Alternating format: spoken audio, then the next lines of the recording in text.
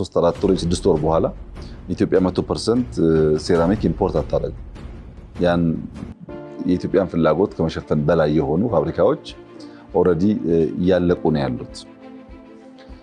መስታወት እንደ ላጋነውና አንድ ዓመት ተኩል በኋላ 100% የኢትዮጵያን ፍላጎት በሁሉም አይነት ታይፕ ማለት ነው መስታወት ሎካሊ እናመርታለን። ስለዚህ መስታወት አንሸከምም፣ ድንጋይ አንሸከምም። ግራናይት እና ማርብልም በጣም ብዙ የተጀማመሩ አሉ።